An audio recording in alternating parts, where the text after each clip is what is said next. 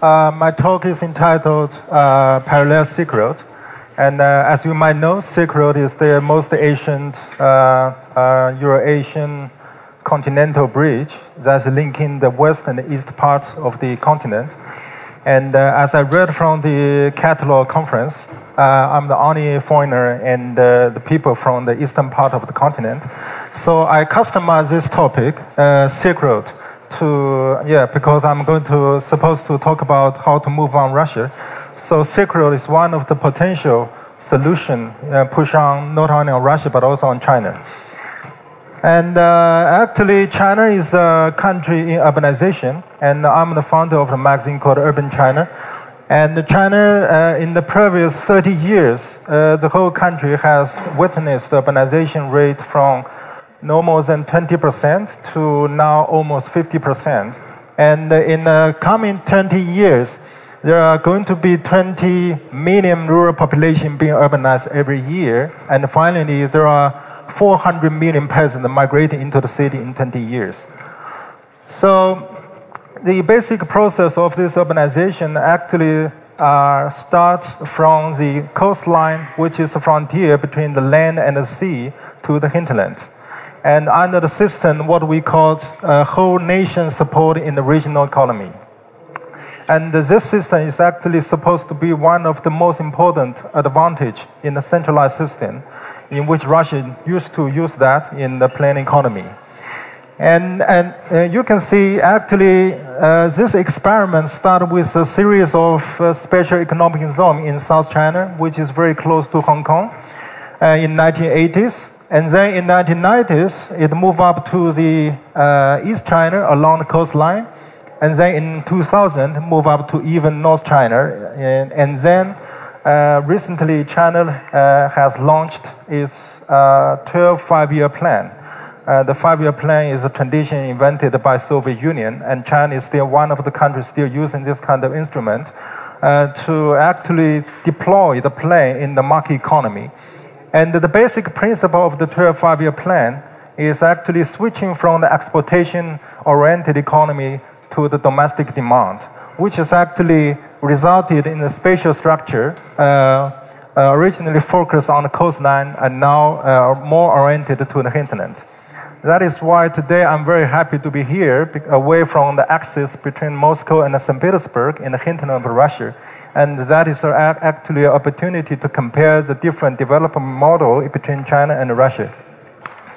In China, we have a geography line, which is called Aihui Chengchong line. And this line actually divided the whole territory into two equal parts. However, the population distribution in these two equal parts is very different. In the northwest of China here, there are only 6% of population living in over 57% of the land. And in the southeast part of the territory, there are over 94% of population living in the 43% of the land. I actually find a very similar line demarcating the whole territory of Russia here, but I cannot find the demography map of Russia by far, so I use the USSR map here. And you can find out this line demarcating or dividing the whole territory into two parts. And I guess over 90% of population living in the west and less than 10% population living in the east. But I cannot find a statistic by far, but you can actually support me. And then actually there's a complementary structure between these two parts, which I called the complementary structure between the more and the less. And then the real similarity between these two maps is actually a similarity between the biggest land power in the world. And the land power, one of the essential feature or quality of land power is that a land power has to dealing with a massive amount of land that is supposed to be or apparently useless. And the successfulness of this management depends on how successful it can set up a complementary structure between the more and the less, between the more populated area with the less attractive or the less livable places. However, we can also say the less is more, because everybody knows that in Siberia or the Far East, actually we can find more resources over there. It is also true in China, we can find more resources in the northwest of China.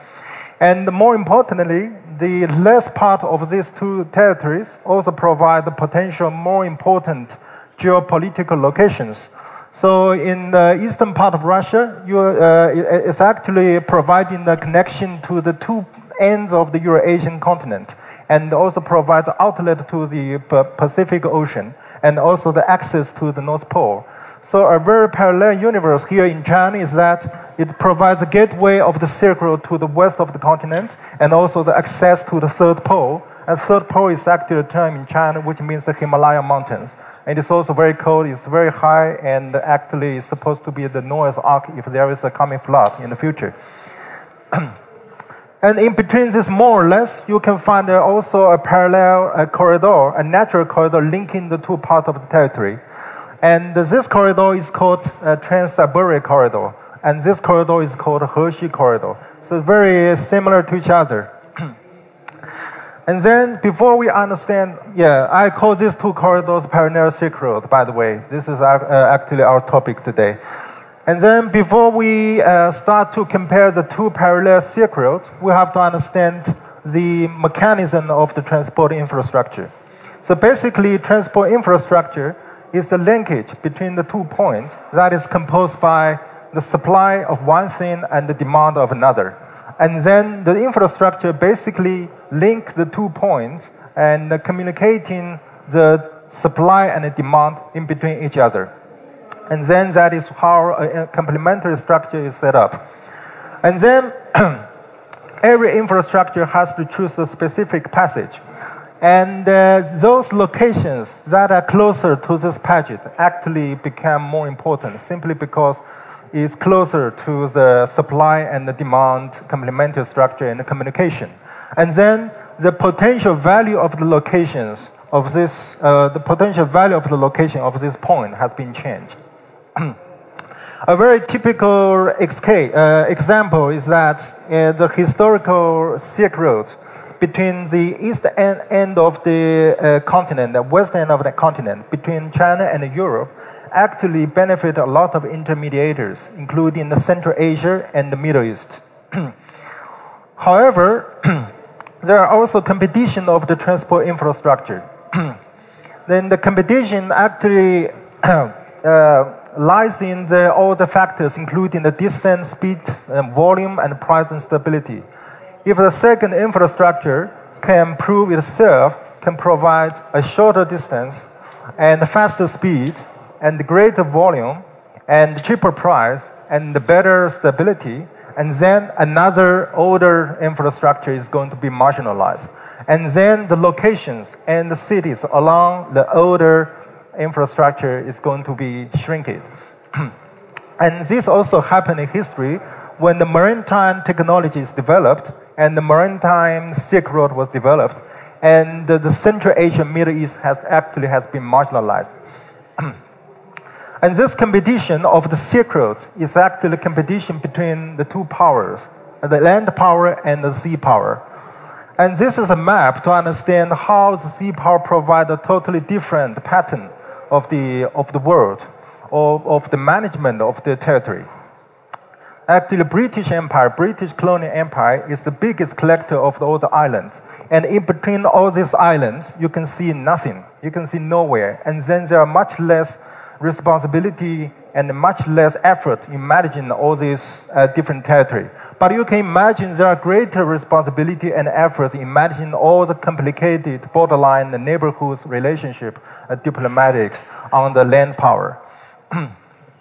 And then the Cold War, as we understand, can be understood again as the war between the land power and the sea power. Here you can see the Soviet Union is actually the biggest land power in the world, linking the two ends of the continent. And the United States is the biggest sea power in the world, linking the Atlantic and the Pacific Ocean in the world. However, the Soviet Union actually became the enemy of the ex-friends, which is British in the Second World War. And the United States actually became the friend of its ex-enemy in the eastern part of Eurasian continent, which is Japan. And then these two gateways actually has a blockage to this land power. And finally, the United States became the friend of ex-enemy China. And finally, Soviet Union has to spend much more budget and expense in fighting and competing against the sea power and lost the Cold War.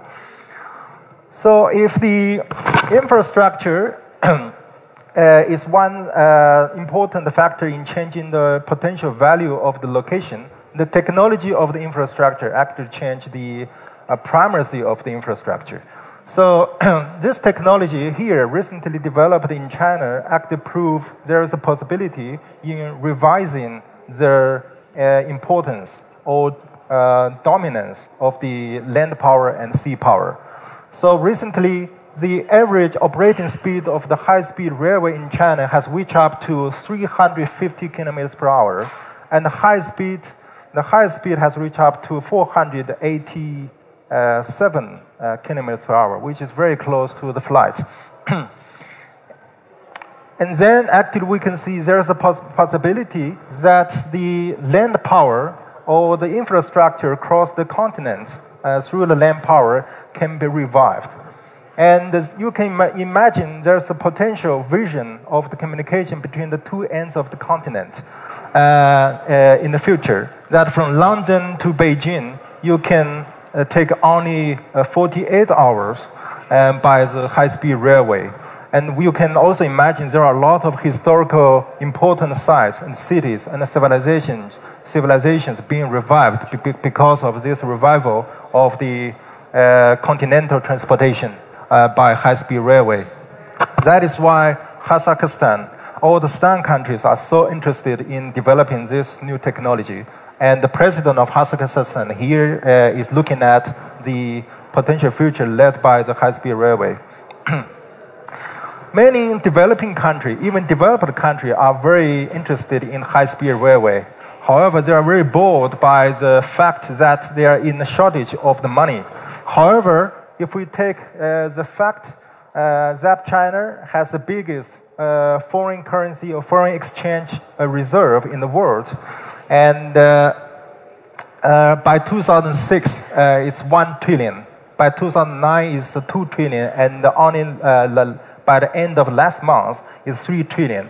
And the head of the Central Bank of China actually noticed that this actually exceeds our real demand in domestic investment, which means that China is going to invest more and more US dollars in this era of the deflation, the global deflation and the devaluation of the US dollars in the foreign countries, especially in the foreign infrastructure constructions. So finally, we're coming back to our topic about the parallel Silk Road. Since there's historical parallel Silk Road, there is a new parallel Silk Road. One here below is through China to Central Asia, to Middle East, and to Turkey, to East Europe. Another one is going directly through the whole territory of Russia. However, the pattern of the two Silk Roads is also very different. The one above, through Russia, is actually dominated by a single political entity, but the one below actually goes through different entities that are more politically unstable. So we can imagine the diagram can be redrawn like this. The first one is actually going through Russia, and the second one goes through a lot of different entities. And actually, that also, this unification and the diversification of the administration also resulted in a different situation of the distribution of the profit, of the interest, which finally resulted in the different development model in the different regions here. That is also another unstable factor of the different model of the Silk Road and competition between the Silk Roads. And historically, the two Silk Roads in Russia and in China are generated by the different domestic demand in making the two ends of the empire, land power, complementary. But we can imagine a new complementary structure that is more international, regional collaboration based. So in between the less territory of Russia and the more territory of China, in between the more territory of Russia and the less territory of China, there can be potential hubs located here in the Far East, in between the northeast of China and the Far East of Russia. In between here in Russia, between Kazakhstan and Mongolia, and the northwest of China, there can be the potential hubs for the future collaboration between the parallel Silk Roads. Thank you. Thank you.